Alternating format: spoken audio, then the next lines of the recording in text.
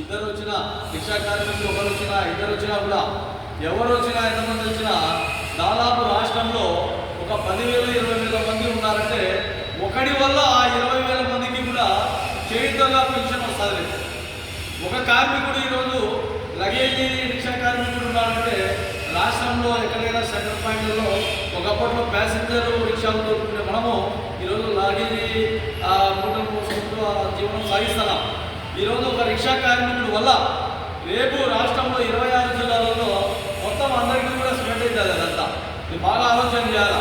ఇది ఆశామాషగా తీసుకొని అన్న వచ్చేయాలి, ఒక పేపర్ ఇచ్చేయాలి అనుకోకుండా మీరు మీ వ్యక్తిగతంగా ఒక రిక్షా కార్మికుడికి మేము తెలియజేస్తే మీరు 10 మందికి 20 మందికి తెలియజేయాలి.